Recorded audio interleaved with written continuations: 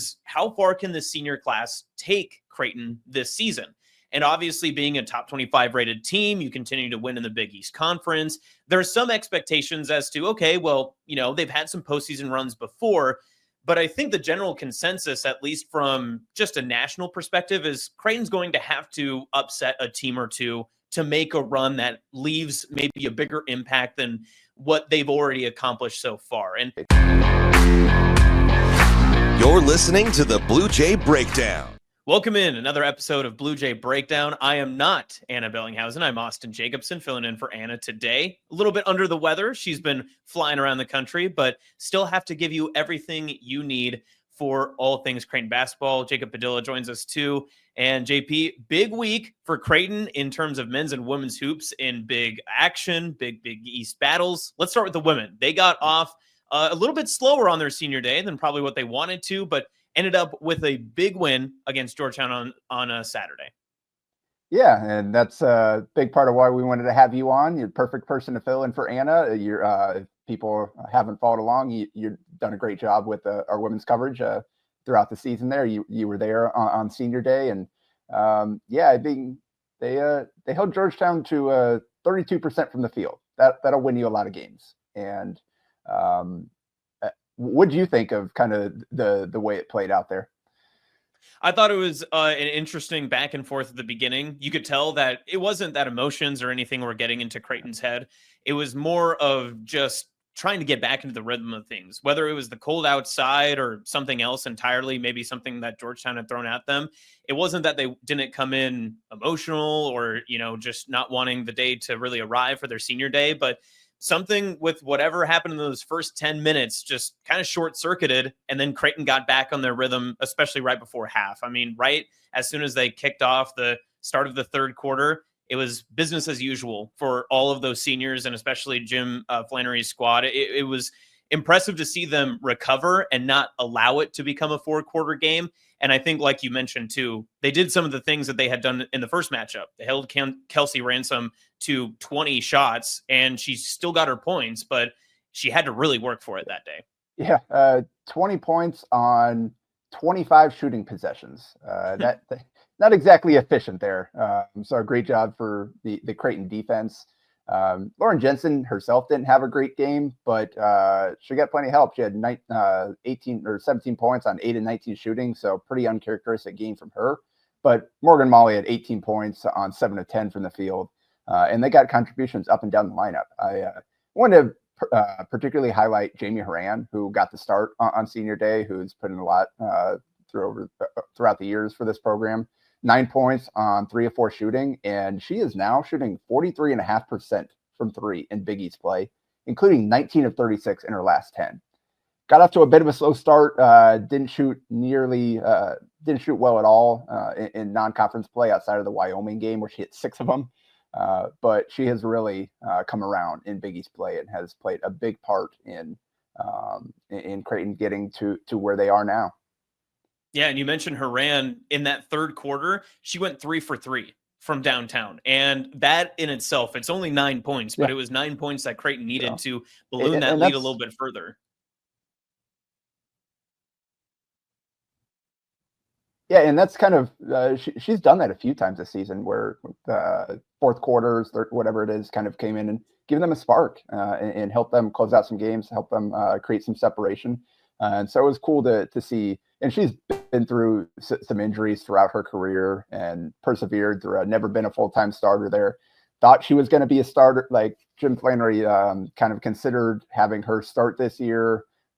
That's what they did on their overseas tour. Decided to go with Keani Lockett instead to give them a little different lineup there.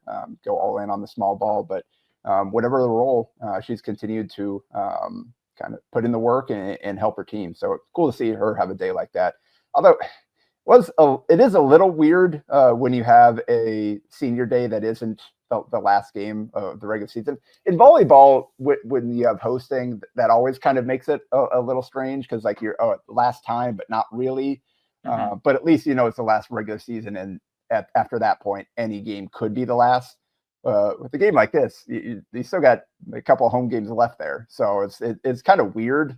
But what do you think of kind of just what they did to celebrate the seniors and the appreciation from the fans and everything. It seemed like they really enjoyed it. Yeah, and despite it being a colder day and the snow coming down in Omaha just over the weekend, I thought it was a great crowd too. And they really emphasized the home attendance and how good the crowds have been this past season, especially with what the senior class has continued to build. It was pretty emotional out there. I think that they held it together as well as they could have, because that's the other part. They know that they have more games together. And I think that that's the biggest question. And I asked Keani Lockett it during the post-game interview that we had with her, was how far can the senior class take Creighton this season? And obviously, being a top 25 rated team, you continue to win in the Big East Conference. There's some expectations as to, okay, well, they've had some postseason runs before, but I think the general consensus, at least from just a national perspective, is Creighton's going to have to upset a team or two to make a run that leaves maybe a bigger impact than what they've already accomplished so far. And I don't know if maybe you have the kind of that same thought line, but it feels like Creighton's confident in their ability to maybe be able to do that. Yeah, and that's kind of the next thing for this team is what they haven't done so far this year is they're still kind of searching for that that signature win. They played some of the best teams in the country and haven't been able to pull out any of them. And now their last chance before the postseason is coming up here. They got 2 games this week to kind of fine tune things, to maintain their streak, and to get ready for UConn again next week. So that is kind of the one question mark is, with this version of the team, can they go out and beat the top 10, top 15 caliber teams? Because we just haven't seen it yet. And they're going to have, I think, just based on what their tournament resume is going to be, they're probably going to have to do that fairly early if they want to keep their postseason run going, just because there aren't a ton of quality wins in the Big East, unfortunately. And they missed out a couple of their best chances in the non-conference. So we'll see. Are they capable of it? I think they're going to put everything they've got into it, and we've seen what this team is capable of. Will that be enough against the best of the best? It hasn't been so far, but we saw that UConn, they gave UConn a better fight than anybody in the Big East has even dreamed of doing so far this season. And fortunately, UConn just destroyed South Carolina. So they rebounded from the Tennessee loss a couple of games ago, and very much looking like a machine again. So if this senior class can pull off something like that, then that'll just further add to their legacy as a team that's kind of produced the winningest era of Creighton basketball. And it was kind of cool to see Emma Ronsick. I saw she kind of quote tweeted our picture of the team there. She's having a great season out at Colorado State with her sister. Obviously, would have been cool to see her part of this as well, but still once a Blue Jay, always a Blue Jay, and still kind of cheering for her classmates.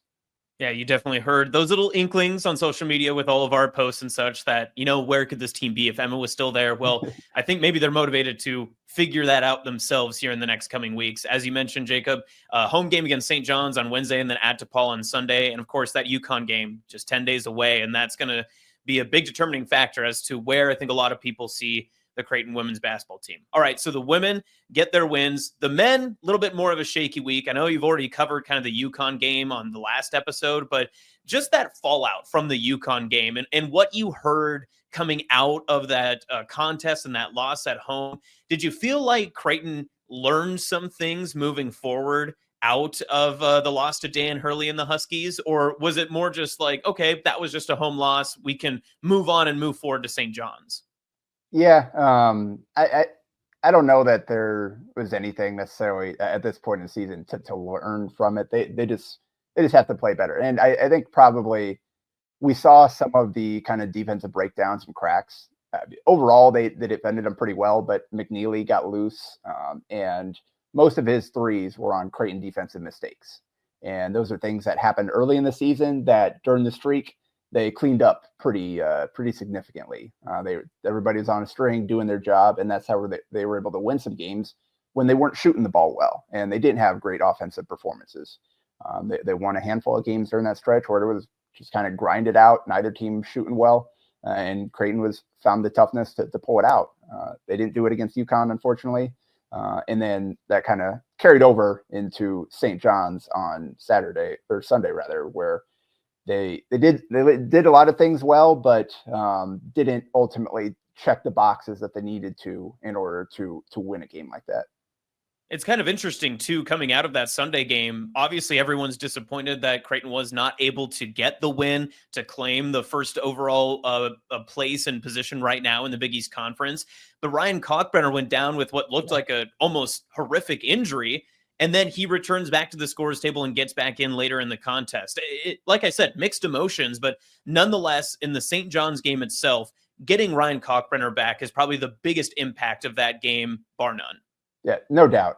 People are already, forget just the fan base and local media. You're seeing the national reporters all over the place that notice what happened and we're checking in and saying that really hope this isn't terrible. That looked pretty bad. Hopefully this could be season altering. All this, like, they kind of had the attention of the college basketball world at that point. And for him to miss about 6 minutes and then run back out to the scorers table, huge sigh of relief, huge bullet dodge there for Creighton, because obviously they at this point they can't really lose anybody more after losing Pop Isaacs. Like, you could say can't lose that guy about 3 or 4 different players at this point, but you really can't lose Ryan Kalkbrenner. And they did a good job of kind of hanging in there a little bit while he was out there. I think they were down 3 or 4 when he checked. I think they were down 3 when he checked out. They were down 4 maybe when he got back.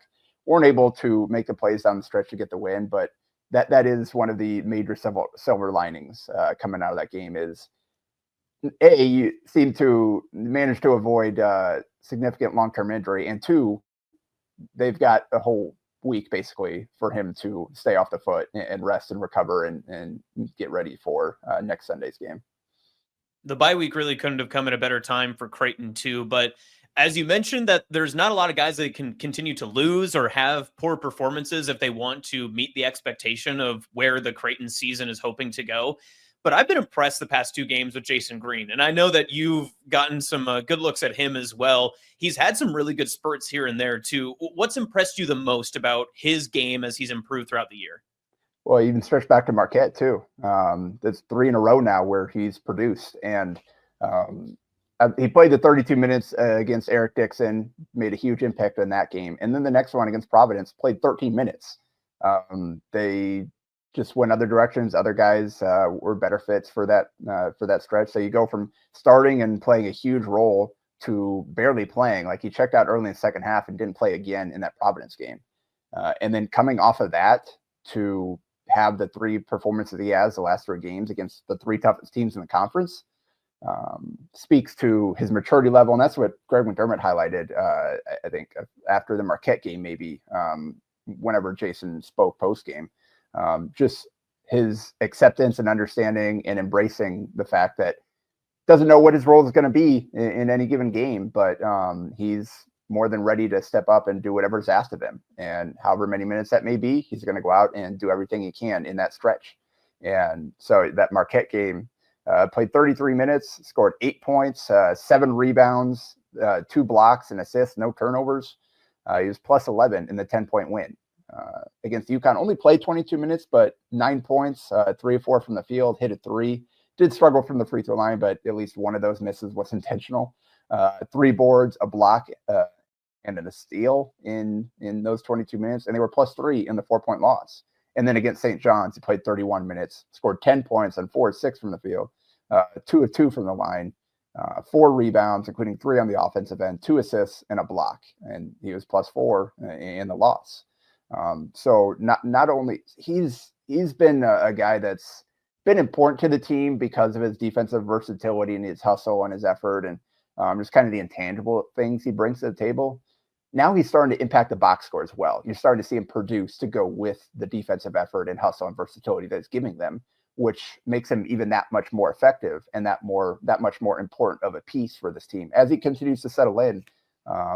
Obviously playing a new position this year where he's playing the 3 and chasing around a lot of different players, more so than just 4s. He's chasing wings. Heck, he was guarding Cam Jones and did a good job on him against Marquette. He had some good reps against Liam McNeely.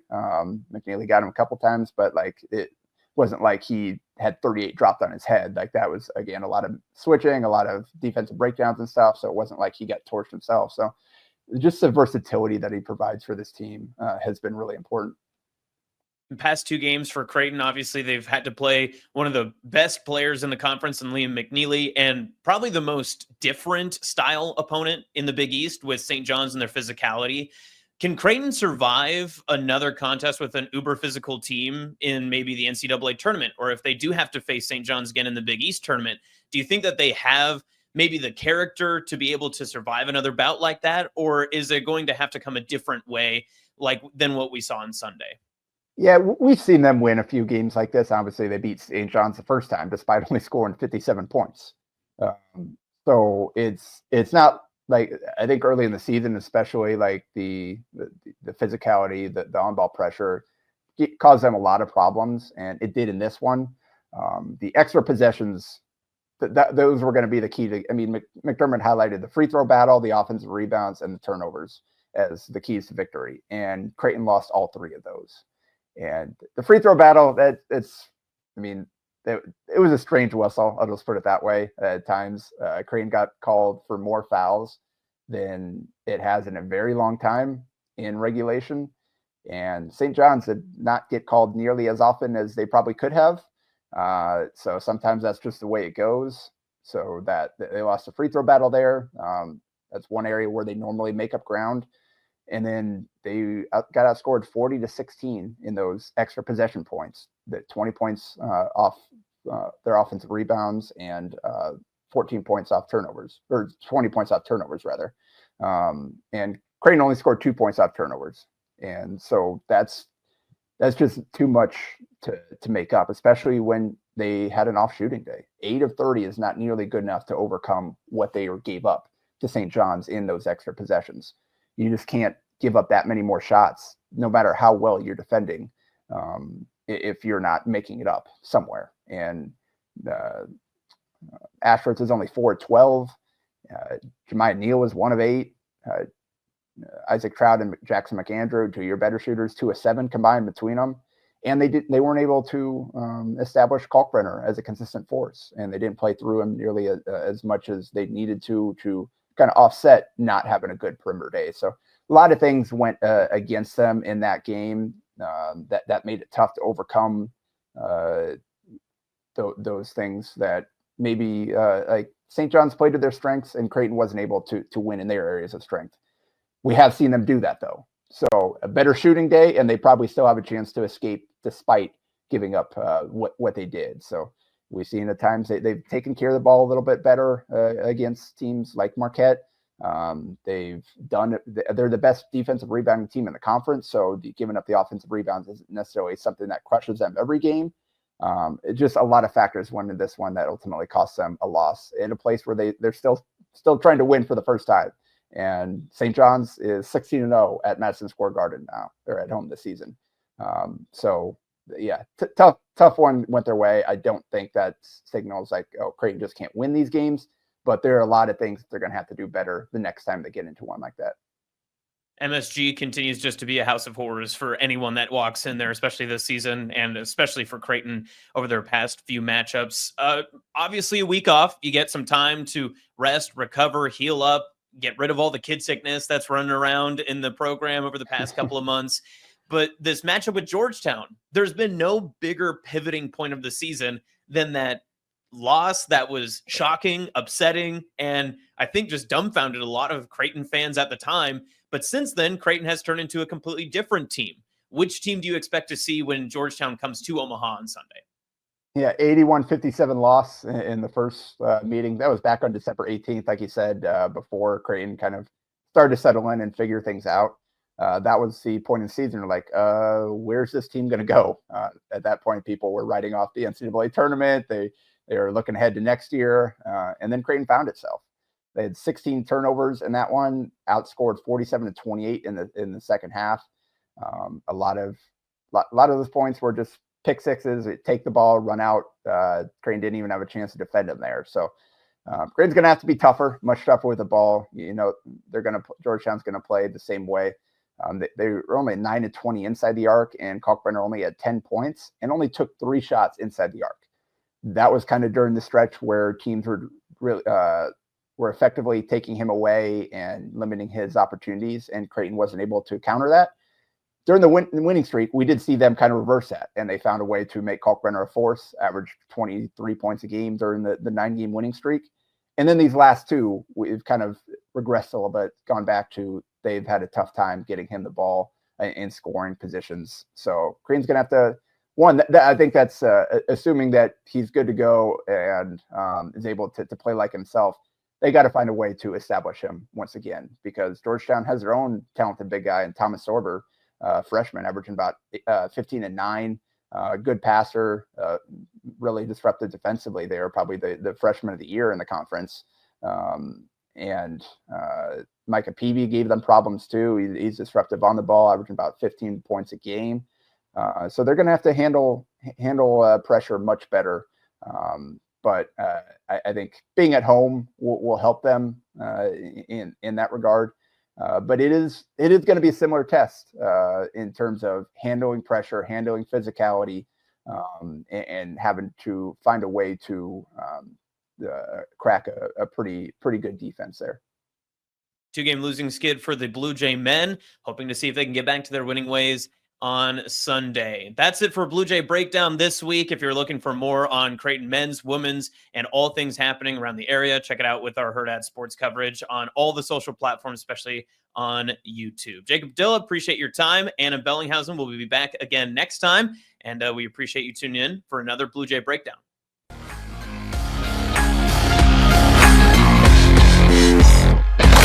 A Hurrdat Sports Network production.